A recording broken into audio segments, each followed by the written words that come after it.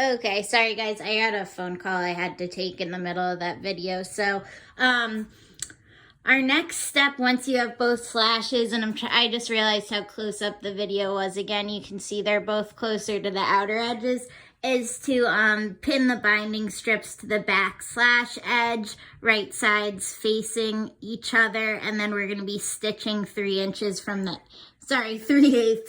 edge. So just so you guys know, if you were like doing this pattern by yourself or in the future with a placket, all it says is the back slash edge. So how do we know which one's the back?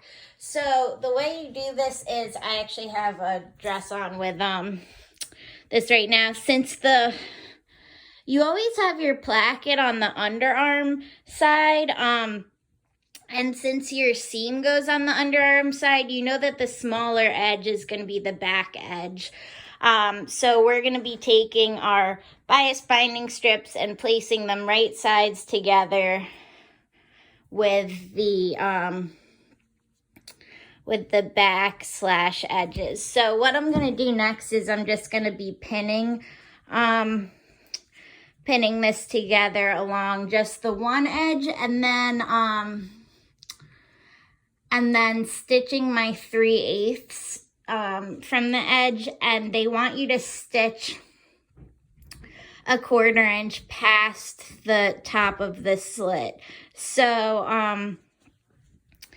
I'm gonna pin both of my pieces in place. A lot of students prefer to do just do one sleeve and complete at a time, but I would recommend doing each step for each sleeve, because honestly, this is the most difficult part of the shirt, and when you go to do the other sleeve, you're gonna forget it all and be confused about which side goes on what. So if you can do it at one time and make sure everything's reflecting each other, that'll be helpful. So I'm gonna pin this in place, and then once I do that, I'm just gonna, you want to take your ruler, but I pretty much know what a 1/4 inch is. I'm going to actually put a marking at that 1/4 inch past the slit, because I can't see it well when I'm sewing, and then I know that I'll end at the exact right spot, or begin if I choose to sew it that direction. All right, so I'm going to go ahead and pin these in place, and then sew them at 3/8. Okay guys, so I have my bias binding strips attached to the front of my sleeves.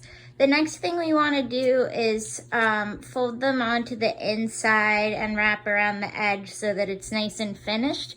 You'll notice right now we can't do that because of the slip being too short, and this is going to be bulky in the top. So what you want to do before you sew the bias binding the rest of the way is we're gonna cut a slit from on a diagonal from the top of your sleeves slash to your last stitch. So I'm gonna do that on both and put my phone down for a second and then show you what it looks like.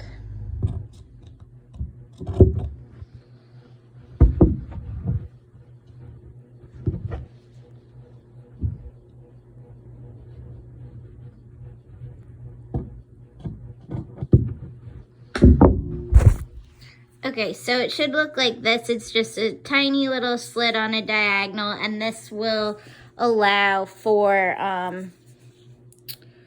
your binding to fold under. So what you're gonna do next is you want to flip the binding to the wrong side of the shirt. And like I said, now we can tuck that top piece in, and you're gonna want to iron this before you sew it. But you're going to press your seam allowance to the binding, fold the unfinished edge of the binding under, and then wrap it around and pin it to, you're going to want to pin it to that existing stitch line. So I would recommend pinning it slightly past that stitch line, but you don't want to be bending your seam allowance within there. It should lay nice and flat so you have a good neat binding, nothing lumpy. And then we're going to be top stitching from the right side of the shirt to finish off that binding. So that's why you want to make sure it goes slightly past so that you catch the edge of it. I'm going to go ahead and iron and pin both of my bindings in place, and then I'll show you them before I stitch them down. All right. Okay, so once you're so now I took my bias binding, and again, you can see the difference in grain lines.